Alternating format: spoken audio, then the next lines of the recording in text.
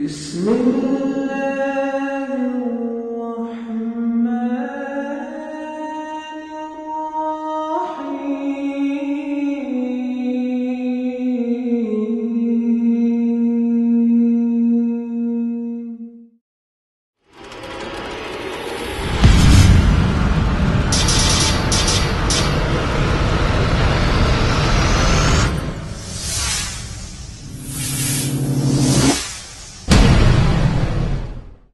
Alhamdulillah nahmaduhu wa nasta'inuhu wa nastaghfiruh wa na'udzu billahi min shururi anfusina wa min sayyiati a'malina. Man yahdihillahu fala mudilla lahu wa man yudlil fala hadiya lahu. Asyhadu an la ilaha illallah wahdahu la syarika lahu wa asyhadu anna Muhammadan 'abduhu wa rasuluh. Qala Allah ta'ala fi kitabihil karim, ya ayyuhalladzina amanu taqullaha haqqa tuqatih wala tamutunna illa wa antum muslimun. Amma ba'd, fa inna asdaqal hadits kitabullah wa khairal hadi hadi Muhammadin sallallahu alaihi wasallam wa syarrul umuri muhdatsatuha wa kullu muhdatsatin bid'ah wa kullu bid'atin dhalalah wa kullu dhalalatin finnar. Baik ya akhal Islam, azan ya Allah wa iyyakum. Pada kesempatan kali ini yang biasanya kita mengkaji silsilah hadis as-sahihah, untuk sementara diganti dulu karena ada amanah ya untuk membahas buku yang saya tulis sendiri, dan buku ini alhamdulillah diinfakkan oleh salah seorang muhsinin, dan beliau minta agar buku ini dibagikan secara gratis dan dikaji. Karena untuk melaksanakan amanah ini, maka ya pada hari ini yang biasanya kajian kita silsilah hadis sahihah, maka kita insyaallah akan membahas kitab atau buku ini. Tentunya tidak akan selesai dalam sekali pertemuan, mungkin sekali atau dua kali atau tiga kali ya pertemuan. Judul buku yang antum pegang semua adalah tentang kuburan. Kenapa saya ingin mengangkat kuburan? Karena sebagaimana antum ketahui ya akhi, fenomena kuburan yang sangat merebak terutama di negeri kita yang tercinta ini, di mana seakan-akan kuburan itu diagungkan. La ilaha illallah, la ilaha illallah.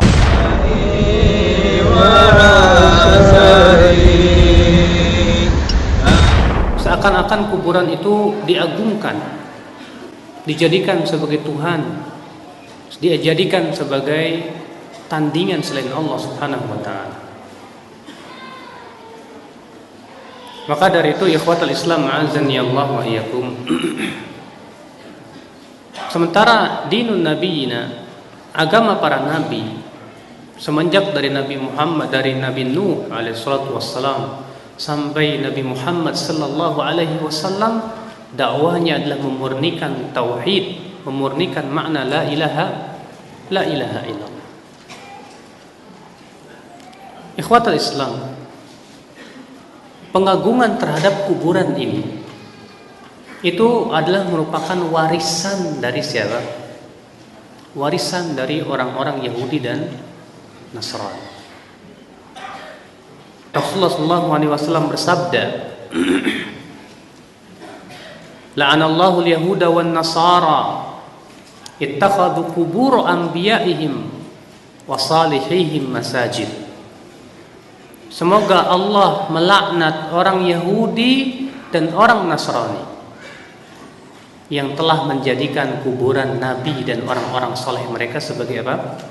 Sebagai masjid. Ini menunjukkan ya akhi bahwa ya, pengagungan terhadap kuburan itu adalah merupakan warisan daripada orang-orang Yahudi dan Nasrani. Yang kemudian subhanallah, Rasul kita yang mulia alaihi salatu wassalam telah mengabarkan bahwa umat Islam akan menapaki jejak kaki mereka Rasulullah SAW sabda apa? La tattabi'unna sanana man kana qablakum shibran bi shibrin wa dhira'an bi dhira'in hatta law dakhalu juhra dabbin la dakhaltum. Sungguh kata Rasulullah, kalian akan mengikuti sunnah orang-orang sebelum kalian, sejengkal demi sejengkal, sehasta demi sehasta, sampai-sampai kalau mereka masuk ke bidang ke lubang apa? Dob pun kalian akan ikut masuk ke dalam. Ternyata ya, ikhwatul Islam, pengagungan terhadap kuburan diikuti oleh umat Islam. Coba di Indonesia, berapa banyak kuburan-kuburan yang diagungkan ya, diagungkan selain Allah Subhanahu wa taala. Ada salah seorang ikhwah kita ya, pergi ke suatu tempat untuk survei ya, kuburan-kuburan yang diagungkan. Dia datang di salah satu tempat ya. Kemudian ketika dia masuk, rupanya dimintai tarif 100.000. Dia masuk ke dalam situ, ternyata di dalam situ ada sekitar 9 kuburan. Di situ orang-orang lagi khusyuk, ada yang lagi doa, ada lagi yang baca Quran. Mungkin kekhusyuan itu tidak ada ya, tidak mereka lakukan kalau di masjid. Akhirnya apa yang terjadi? Dia nanya, ya kamu di sini sudah berapa lama? Kata dia, saya sudah 3 hari mas. 3 hari saya di kuburan sini. Selama 3 hari 3 kali khatam Quran. Masya Allah. Mas mau ngapain ke sini? Kalau mau minta jabatannya tinggi, kuburannya yang ini. Kalau mau minta ini, kuburannya itu lagi. Loh, jadi setiap kuburan ada tugasnya masing-masing. Masya Allah. Sudah sampai demikian ya. Belum lagi kuburan-kuburan para wali yang disebut dengan wali songo di Indonesia, yang kita sendiri ya akhi tidak mengetahui secara persis bagaimana akidah dan keyakinan para wali songo. Kenapa? Karena wali songo tidak mewariskan kitab. Kalau Imam Ahmad mewariskan kitab tidak. Imam Syafi'i mewariskan kitab. Imam Abu Hanifah, Imam Malik, Imam Bukhari, Imam Muslim mewariskan kitab sehingga kita bisa mengetahui bagaimana akidah mereka. Sedangkan wali songo kita tidak tahu. Tapi subhanallah, kuburannya diagungkan selain Allah. Ya.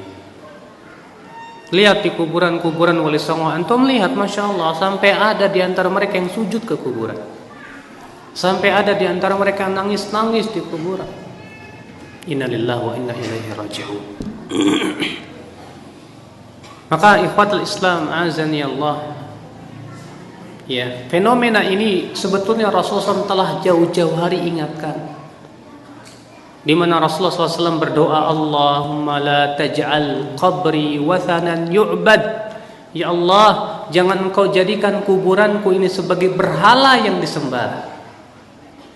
Rasulullah SAW minta kepada Allah, jangan sampai kuburanku dijadikan sebagai berhala yang disembah. Ya. Kenapa? Mungkin Rasulullah SAW ya diberitahu oleh Allah ya bahwa kelak umatnya akan mengagungkan kuburan-kuburan, dijadikan berhala-berhala, atau karena memang kebiasaan orang-orang sebelum kita, mereka menjadikan kuburan nabi dan orang soleh mereka sebagai tandingan selain Allah.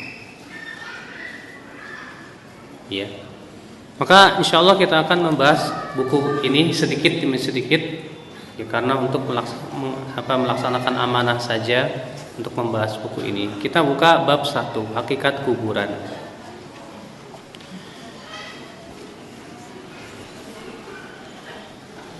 Kuburan bukan tempat peristirahatan yang terakhir, sebagaimana yang dikatakan oleh sebagian orang. Kadang di Indonesia ini akhi punya keyakinan begitu kan, sedang berbaring di tempat peristirahatannya yang terakhir. Emangnya terakhir? Justru masya Allah, kuburan itu bukan tempat peristirahatan terakhir akhi. ia adalah merupakan awwalu manazilil akhirah, kata Rasulullah. Tempat pertama kali dari kehidupan akhirat yang menentukan kehidupan seorang hamba. Namun ia adalah awal persinggahan akhirat dan kehidupan yang menentukan nasib hamba. Hani Maula Uthman berkata, Uthman bin Affan apabila berdiri di sisi kuburan, beliau menangis sampai basah janggutnya. Lalu dikatakan kepadanya, engkau mengingat surga dan neraka tidak menangis, namun untuk ini Anda menangis? Ia menjawab, sesungguhnya Rasulullah SAW bersabda, Innal qabra awwalu manazilil akhirah, fa in naja minhu fama ba'dahu aisaru minhu, wa illam yanju minhu fama ba'dahu asyaddu minhu. Ya, sesungguhnya kata Rasulullah, kuburan itu adalah awal persinggahan akhirat. Jika selamat darinya, maka yang setelahnya akan lebih mudah darinya, dan jika tidak selamat, maka yang setelahnya lebih berat darinya. Berarti ya akhi, kuburan itu sebagai penentu kita di dalam kehidupan akhirat. Kalau di dalam kuburan kita nggak selamat, maka di akhirat lebih tidak selamat. Na'udzubillah. Ya memang ya akhi, betul kuburan itu tempat beristirahat, tapi hanya untuk orang yang beriman saja. Untuk orang yang beriman, betul Rasulullah mengatakan bahwa orang beriman beristirahat di kuburannya, tapi bukan sebagai peristirahatan tempat terakhir. Disebutkan dalam hadis, Abu Qatadah bin Rib'i al-Ansari berkata, anna Rasulullah SAW murra alaihi bi janazatin faqala mustarih wa mustarahun minhu. Qalu ya Rasulullah mal mustarih wa mal mustarah minhu? Qala al-'abdul mu'min yastarihu min nasabid dunya wa adhaha ila rahmatillah, wal 'abdul fajiru yastarihu minhu al-'ibad wal bilad wasyajar wad dawab. Rasulullah sabda, kata Abu Qatadah, sesungguhnya Rasulullah SAW lewat padanya jenazah, beliau bersabda, ada yang beristirahat dan ada yang darinya beristirahat. Para sahabat bingung, apa maksud? Ya. Maka mereka bertanya, wahai Rasulullah, siapa yang beristirahat dan siapa yang darinya beristirahat? Beliau bersabda, hamba yang mukmin beristirahat dari kelelahan dunia dan kepenatannya menuju rahmat Allah. Sedangkan hamba yang fajir beristirahat darinya para hamba negeri-negeri pepohonan dan binatang. Makanya Pak, orang kafir kalau mati itu disyukurin oleh pepohonan, binatang, negeri-negeri. Buktinya hadisnya ini. Rasulullah mengatakan bahwa kalau orang kafir yang mati, orang yang suka berbuat dosa mati, maka pepohonan akan beristirahat. Kok bisa begitu? Kata para ulama, karena dosa itu menyakiti apa yang ada di muka bumi ini. Dosa itu menyakiti pepohonan, dosa itu menyakiti binatang-binatang, dosa itu menyakiti ya awan dan yang lainnya. Bukankah ya akhi, Hajar Aswad ketika pertama kali diturunkan warnanya apa? Putih. Kata Rasulullah, Hajar Aswad itu adalah batu surga. Pertama kali diturunkan itu putih. Sawadathu khotaya bani Adam, dihitamkan oleh dosa-dosa anak Adam. Makanya atas pendapat yang sahih dari penafsiran para ulama dalam firman Allah, "Dhaharal fasadu fil barri wal bahri bima kasabat aydin nas." Telah muncul kerusakan di lautan dan di daratan akibat perbuatan manusia. Kata Ibnu Abbas, artinya akibat dosa-dosa mereka. Bukan hanya sebatas ya mungkin adanya teknologi canggih atau asap yang mengepul atau yang lainnya. Itu tidak ya akhi. Yang sangat berpengaruh adalah dosa manusia. Pemanasan global, cuaca yang tidak menentu, banyaknya gempa dan yang lainnya akibat apa? Dosa. Di zaman Umar bin Khattab pernah terjadi gempa. Kemudian Umar berkata, wahai kalian semua, apa dosa yang kalian lakukan? Demi Allah, kata Umar, kalau sampai gempa ini kembali lagi, aku tidak mau tinggal bersama kalian. Ya. Kenapa demikian? Karena dosa itu akhi menyakiti pepohonan. Kita saja tidak merasakannya, ya pepohonan diem, nggak bakalan ngomong, kamu, ya gara-gara kamu enggak. Tapi Rasulullah mengatakan bahwa orang fajir, orang fasik, kalau mati itu kata Rasulullah beristirahat darinya negeri-negeri, pepohonan, subhanallah. Jadi ya akhi, itulah ya kuburan buat orang yang beriman itu adalah tempat peristirahatan yang nyaman. Emang kelihatan liang lahat itu gelap, sempit, tapi buat orang yang beriman luar biasa. Yang disebutkan dalam hadis, ya bahwa orang yang beriman ketika dia ditanya tentang siapa Rabbmu, apa agamamu, siapa nabimu, dia akan bersyahadat asyhadu an la ilaha illallah. Dia pun bisa menjawab. Lalu Allah berfirman, an sadaqa abdi, benar hambaku itu, perlihatkan tempatnya di dalam surga. Lalu kemudian kuburannya itu diluaskan sejauh mata memandang dan diberikan cahaya dan sinar. Berbeda dengan kuburan orang-orang yang kafir, yang fasik, yang fajir. Buat orang fasik, buat orang kafir, kuburan itu memang tempat yang sangat mengerikan. Tempat yang sangat mengerikan, na'udzubillah. Namun bagi orang fasik, terlebih orang kafir, ia adalah tempat yang mengerikan. Nabi SAW bersabda, wa ammal kafir awil munafiq fayaqulu la adri kuntu aqulu ma yaqulun nas fayuqal la daraita wa la talait thumma yudrabu bimitraqatin min hadid darbatan baina udhunayhi fayasihu sayhatan yasma'uha man yalih illa thaqalain. Adapun orang kafir atau munafik, ia akan mengatakan, saya tidak tahu, aku dahulu hanya mengucapkan apa yang diucapkan oleh manusia. Lalu dikatakan kepadanya, kamu tidak mengetahui dan tidak pula membaca? Kemudian ia dipukul dengan palu besi dengan sekali pukulan di antara dua telinganya, maka ia menjerit dengan jeritan yang didengar oleh makhluk yang ada di sekitar kuburan kecuali jin dan manusia. Subhanallah. Kita tidak diperdengarkan oleh Allah adab kubur. Bayangkan kalau kita diperdengarkan, mungkin antum gak bisa makan. Tiap lewat kuburan mendengar suara jeritan, wah, dan yang lainnya, antum gak bisa makan. Gimana mau makan? Makanya rahmat Allah untuk manusia dan jin tidak diperdengarkan. Yang bisa mendengar hanya binatang dan pepohonan. Makanya kata Ibnu Rajab ketika mengisahkan tentang kisah di zaman dahulu, ada seseorang membawa keledainya ke perkuburan orang kafir. Keluar dari perkuburan itu keledainya langsung sakit. Kenapa? Karena keledai bisa mendengar bagaimana adab. Ini ikhwatul Islam, a'azzani Allah wa iyyakum. Lihat ya akhi, yang menjadi perhatian kita di situ. Ketika orang kafir ditanya, tentang siapa Rabbmu, apa agama, apa kata dia?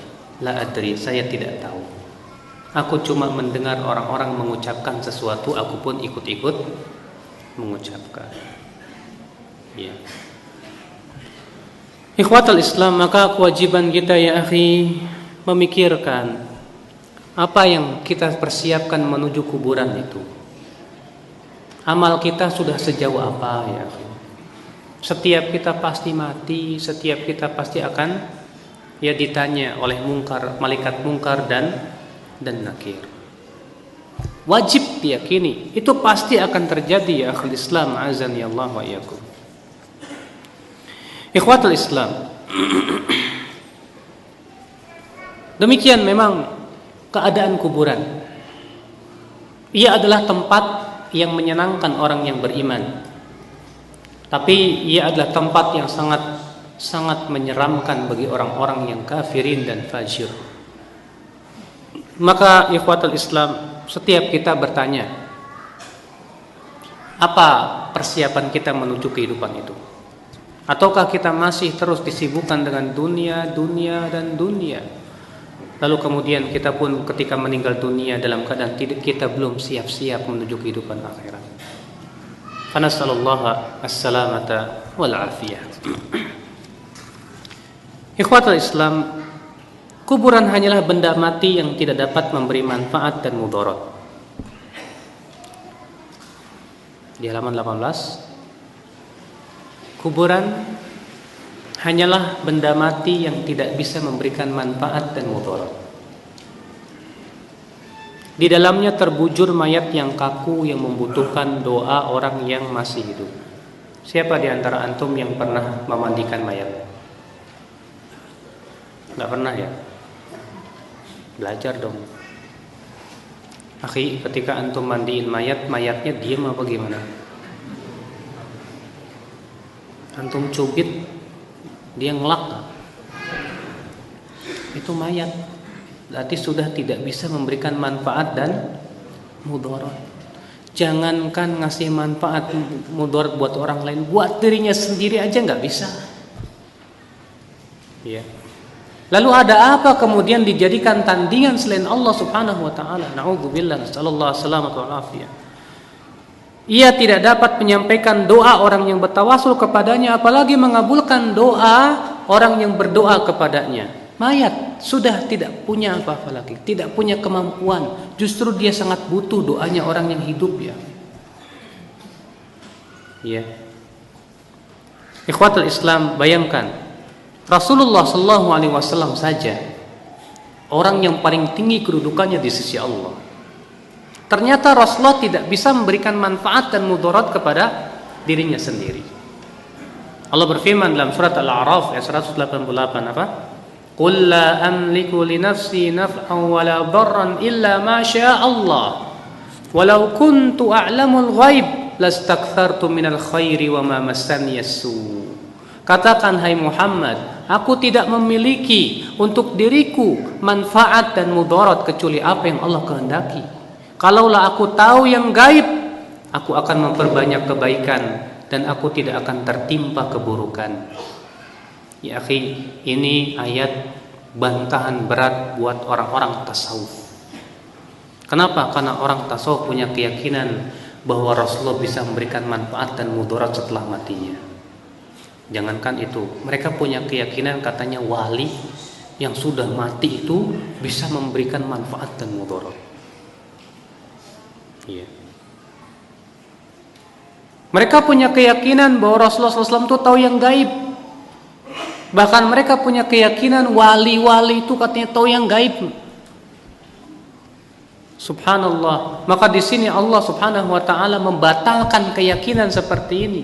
Allah mengatakan disuruh Rasulullah mengatakan, "Qul la amliku li nafsi naf'an wa la darran illa ma syaa Allah."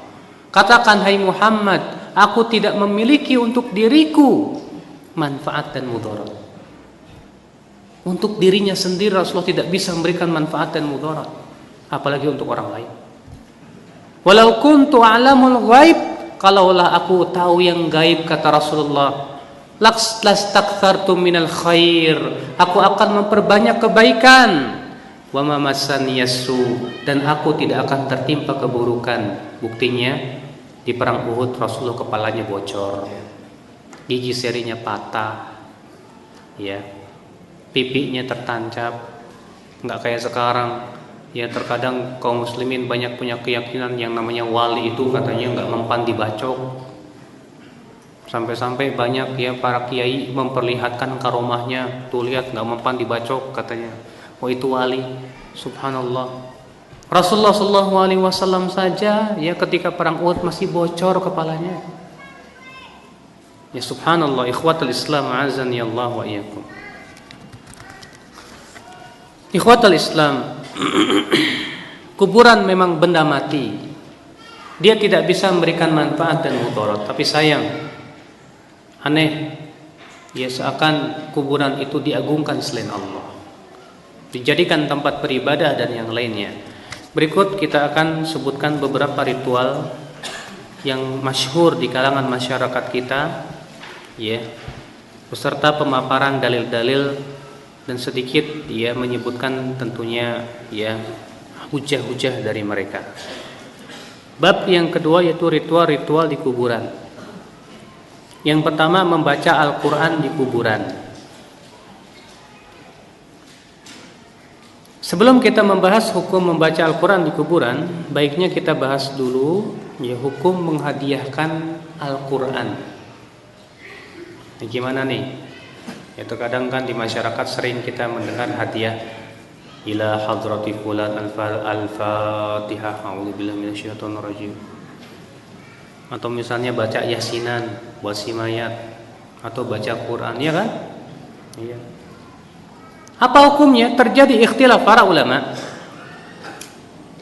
Pendapat Al-Imam Ahmad bin Hanbal, Hanafi, demikian pula riwayat dari Syafi'i, dan pendapat ulama terakhir dari mazhab Maliki dan sebagian Syafi'iyah terutama mutaakhirinnya mengatakan bahwa bacaan Al-Quran itu sampai kepada mayat. Sampai ke mana? Ke mayat. Ya. Sampai-sampai Al-Bahuti berkata, Imam Ahmad mengatakan bahwa sampai kepada mayat semua kebaikan berdasarkan nas-nas yang menunjukkan kepada hal itu.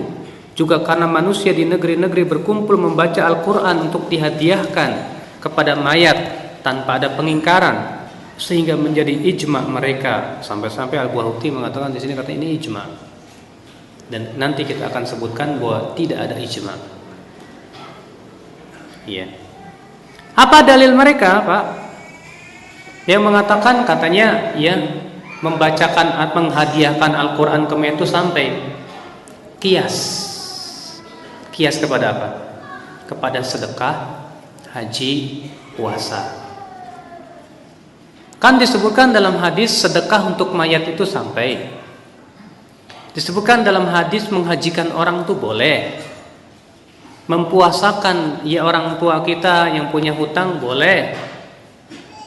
Berarti dikiaskan kepadanya apa? Seluruh amalan kebaikan. Ya. Ini kias. Di antara dalil mereka juga apa?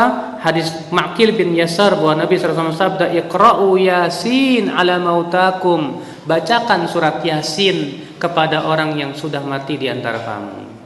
Tapi hadis ini akhir dhaif. Di dalam sanadnya terdapat Abu Uthman, ya bukan An-Nahdi, dan ayahnya dua-duanya perawi yang majhul. Dan juga sanadnya muttarib, terdapat keguncangan. Ya. Pendapat yang kedua, dan ini pendapat yang masyhur dari Imam Syafi'i rahimahullah. Imam Syafi'i mengatakan bahwa bacaan Al-Quran tidak sampai ke siapa? Ke mayat. Dalilnya mana? Dasarnya surat An-Najm ayat 39. Allah berfirman, "Wa allaysa lil insani illa ma sa'a." Manusia tidak akan mendapatkan kecuali apa yang dia usahakan. Dan juga kata Imam Syafi'i, karena tidak adanya praktek dari Rasulullah, tidak pula para sahabat, tidak pula para tabi'in, bahwa mereka menghadiahkan bacaan Al-Quran kepada siapa? Kepada mayat. Ya, apalagi Pak, Rasulullah SAW itu orang yang paling sayang kepada umatnya. Sampai Allah menyebutkan dalam surat At-Taubah ayat 128 apa? Wa kana wabil mu'minina raufur rahim. Adalah Rasulullah SAW sangat sayang dan lembut kepada kaum mukminin. Apa konsekuensi sayang? Kalau Rasulullah sayang, tentu Rasulullah ingin supaya umatnya semua selamat. Di antaranya apa? Dengan melakukan usaha bagaimana mengirimkan bacaan Quran. Tapi tidak ada satupun riwayat satu saja ya Rasulullah SAW mengirimkan Al-Fatihah misalnya. Memang ada hadisnya, Al-Fatihah lima quri'at laha. Al-Fatihah itu tergantung untuk apa dibaca. Tapi hadis itu palsu kata para ulama. Ya. Tidak pernah kita mendengar ada seorang sahabat ngirimin bacaan Quran. Makanya ini hujah. Maka dari itu Al-Imam Ibnu Katsir rahimahullah dalam tafsirnya, ya Imam Ibnu Katsir dalam tafsirnya berkata, dari ayat yang mulia ini ketika menafsirkan An-Najm ayat 39, Imam Asy-Syafi'i dan para pengikutnya beristimbat bahwa bacaan Al-Quran tidak akan sampai kepada mayat, karena itu bukanlah amal mayat, bukan juga usahanya. Dan Rasulullah SAW tidak pernah menyunahkan kepada umatnya, tidak juga menganjurkan atau membimbing kepadanya baik dengan nas maupun isyarat, dan tidak pernah dinukil juga dari seorang sahabat pun kalau itu baik, tentu mereka telah mendahulunya. Dan bab al-qurubat, ibadah hanya terbatas pada nas, tidak berlaku padanya qiyas dan ra'yu. Dan ini pendapat yang sahih, Pak, yang rajih. Sebab coba antum minta kepada para kiai atau ajengan yang mengatakan bahwa bacaan Al-Quran sampai kepada mayat, minta mana praktek dari Rasulullah. Sekali saja Rasulullah kalau ziarah kubur tuh baca Quran dihadiahkan ke mayat. Padahal Rasulullah itu sering berziarah kubur. Di suatu malam ketika Rasulullah SAW diperintahkan oleh Allah untuk berziarah kubur Baqi, lalu kemudian diikuti oleh Aisyah dari belakang. Aisyah dia tidak mendengar Rasulullah SAW menyampaikan atau membacakan Al-Quran. Bahkan ketika Aisyah berkata kepada Rasulullah, "Ya Rasulullah, kalau saya berziarah kubur, apa yang harus saya baca?" Kata Rasulullah, "Quli, ucapkan Assalamualaikum ya ahlad diyar." Ya, sampai akhirnya Rasulullah tidak mengajarkan tentang bacaan ayat Al-Quran. Kalaulah itu baik, tentu sudah diajarkan oleh siapa? Oleh Rasulullah Sallallahu Alaihi Wasallam. Para sahabat yang mati di zaman Rasulullah banyak tidak? Baik. Ketika Rasulullah SAW meninggal dunia, apakah para sahabat baca yasinan? Tidak pernah kita mendengar dalam sejarah ketika Rasulullah SAW meninggal dunia itu para sahabat yasinan. Silakan dibuka kitab-kitab bagi mereka yang mau berpikir, ya, kitab-kitab hadis dengan sanad-sanadnya. Ketika Rasulullah meninggal dunia atau Abu Bakar meninggal dunia, tidak pernah kita mendengar para sahabat kumpul baca yasinan. Ketika Umar bin Khattab meninggal dunia, Utsman meninggal dunia, Ali bin Abi Thalib meninggal dunia, kita tidak pernah mendengar para sahabat baca yasinan, menghadiahkan bacaan Al-Quran kepada. Selain hadisnya juga dhaif, ya. Itu menjadi tren di masyarakat, kan? Ayo baca yasinan. Ya, kalau nggak yasinan kamu wahabi, sesat kamu. Masya Allah. Ikhwatul Islam, azani Allah wa ya. Adapun klaim Bahuti bahwa itu ijma, ini klaim yang batil.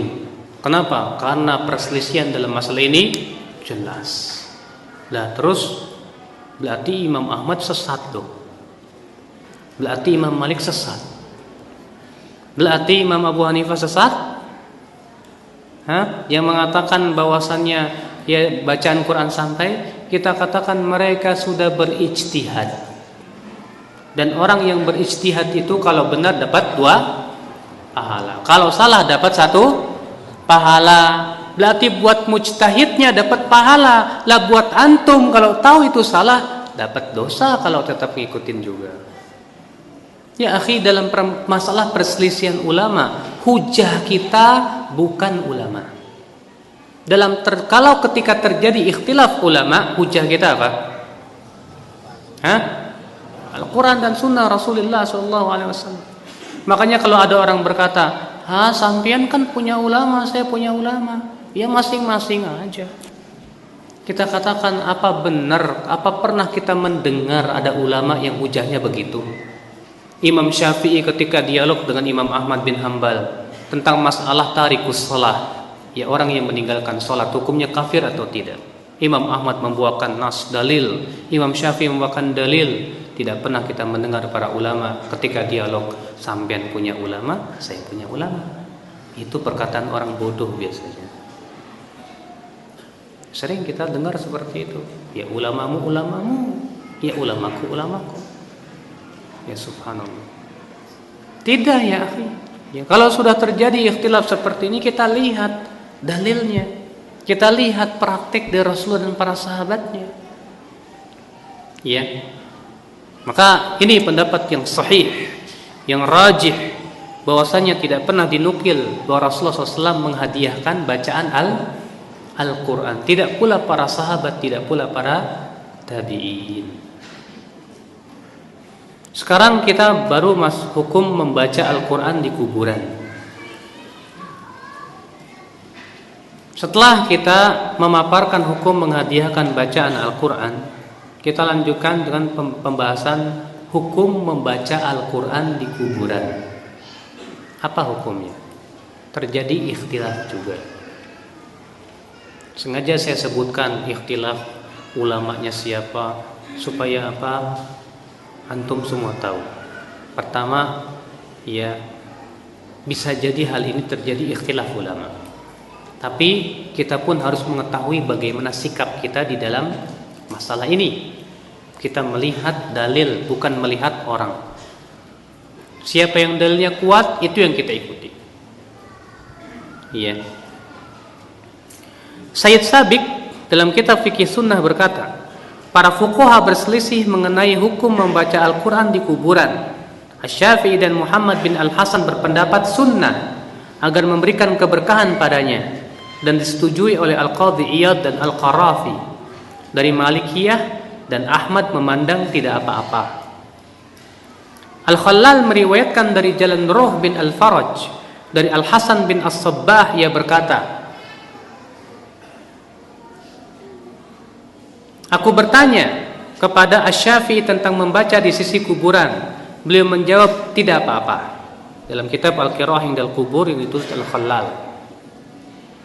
Namun Syekhul Islam Taimiyah meragukan keabsahan riwayat dari Imam Syafi'i ini. Beliau berkata dalam kitab Iqtida'us Shiratal Mustaqim, tidak mahfuz dari Asy-Syafi'i sendiri pembicaraan dalam masalah ini, karena yang demikian itu menurutnya lebih bid'ah. Dan Malik berkata, aku tidak mengetahui seorang pun yang melakukannya.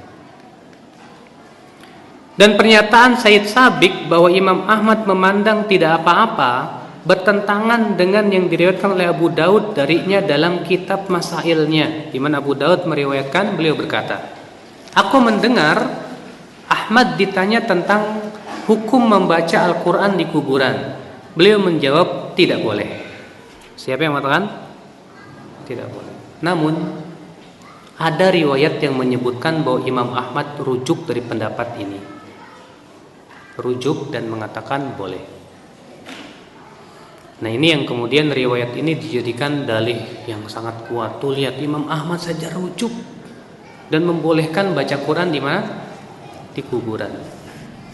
Kita akan sebutkan riwayatnya, yaitu yang diriwayatkan Al-Khallal, akhbarni Al-Hasan bin Ahmad Al-Warraq, haddatsana Ali bin Musa Al-Haddad. Aku bersama Ahmad bin Hanbal dan Muhammad bin Qudamah Al-Jauhari pada suatu jenazah. Ketika mayat telah dikuburkan, ada seorang lelaki buta duduk membaca Al-Quran di sisi kubur. Maka Imam Ahmad berkata kepadanya, wahai, sesungguhnya membaca di kuburan adalah bid'ah. Ketika kami telah keluar dari perkuburan, Muhammad bin Qudamah berkata kepada Imam Ahmad bin Hanbal, wahai Abu Abdillah, apa pendapatmu mengenai Mubashir Al-Halabi? Ia menjawab, thiqah. Muhammad berkata, apakah engkau menulis sesuatu darinya? Ia menjawab, ya. Muhammad berkata, Mubashir mengabarkan dari Abdurrahman bin Al-Ala bin Al-Lajlaj dari ayahnya bahwa ia mewasiatkan apabila telah dikubur agar dibacakan di kepalanya permulaan surat Al-Baqarah dan akhirnya, dan berkata, aku mendengar Ibnu Umar berwasiat demikian. Maka Ahmad berkata kepadanya, kembalilah dan katakan kepada orang buta itu, bacalah kembali. Nah, ini Pak riwayat yang menunjukkan katanya Imam Ahmad itu rujuk dari pendapatnya yang melarang. Tapi sayang, riwayat ini, hikayat ini, di dalam sanadnya ada perawi yang majhul. Makanya Pak, inilah pentingnya belajar ilmu hadis. Penting kita memeriksa sanad. Kenapa orang-orang tasawuf atau orang sufi itu paling gak doyan sama ilmu hadis? Kenapa mereka sangat benci sama ahli hadis? Kalau antum kita lihat ya, kitab-kitab tasawuf, banyak sekali cercaan-cercaan terhadap para muhaddisin. Apa itu ahli hadis? Ahli hadis itu sanadnya dari mayat ke mayat. Kalau kami dari hidup ke hidup, haddatsana qalbi an Rabbi. Bercerita kepadaku apa? Hatiku dari Rabbku. Kalau ahli hadis katakan dari haddatsana fulan mayat, an fulan mayat. Kenapa ya akhi orang-orang tasawuf itu tidak suka dengan ilmu hadis? Karena kalau kita tegakkan ilmu hadis, rontok semua hujah-hujah mereka. Ketahuan borok-borok hujah-hujah mereka. Karena mereka sama sekali tidak peduli dengan hadis Nabi SAW. Apakah hadisnya sahih atau tidak? Makanya mereka perlu untuk membela perkataan, ya hadis doif juga hadis. Ya. Ikhwatul Islam azani Allah. Padahal jumhur ulama yang mengatakan atau para ulama yang membolehkan mengamalkan hadis doif itu pun dengan syarat. Syaratnya apa? Yang pertama hadisnya doifnya ringan. Untuk membedakan doif ringan dengan doif berat bisa nggak? Yang kedua kata Ibnu Hajar, wajib diyakini kedoifan hadis itu. Artinya jangan diyakini itu sebagai sunnah. Tapi di masyarakat malah diyakini sunnah tidak. Yang ketiga kata Ibnu Hajar, jangan dimasyhurkan, cukup buat diri sendiri. Ini malah dimasyhurkan. Riwayat Imam Ahmad ini yang menyatakan rujuknya ternyata dalam sanadnya ada 2 orang perawi yang majhul, sehingga tidak bisa dijadikan hujjah. Inilah ikhwatul Islam, indahnya Islam tatkala kita memeriksa sanad hadis. Makanya Abdullah bin Mubarak berkata, laulal isnad laqala man syaa ma syaa. Kalau bukan karena sanad hadis, orang semaunya akan berkata Rasulullah bersabda. Tapi dengan sanad orang akan berhati-hati. Mana sanadnya? Sini. Makanya Pak, hadis palsu, hadis doif dan kedustaan itu lakunya di pasar kebodohan. Di Indonesia seringkali terkadang SMS beredar, Rasulullah bersabda begini. HR Bukhari dan Muslim, padahal Bukhari Muslim gak pernah meriwayatkannya. Orang ketika melihat Bukhari Muslim ini, Masya Allah, lihat Bukhari Muslim. Ya, kita katakan, sampean udah rujuk belum ke kitab Bukhari Muslim? Ya masa bohong sih dia? Belum tentu, kali yang menyampaikannya ya dukun, kita nggak paham. Rujuk dulu mas. Ya setelah dirujuk ternyata nggak riwayat Bukhari dalam sahihnya, adanya Bukhari dalam Al-Adabul Mufrad. Nah, gimana? Sementara Al-Adabul Mufrad itu tidak disyaratkan harus sahih. Nah ini ikhwatul Islam, disinilah ya akhi, setiap kita tentu harus punya jiwa kritis untuk apa? Memeriksa sanad-sanad hadis, memeriksa segala macam periwayatan yang kita dengar. Supaya apa? Supaya kita pertama tidak tertipu, yang kedua kita tidak berdusta atas nama Rasulullah sallallahu alaihi wasallam. Ternyata kita tidak bisa melanjutkan karena waktunya sudah habis. Jadi insyaallah saya akan bahas di pertemuan yang akan datang saja. Ini saja, subhanallah wa bihamdihi, asyhadu an la ilaha illa anta, astaghfiruka wa atubu ilaik. Assalamualaikum warahmatullahi wabarakatuh.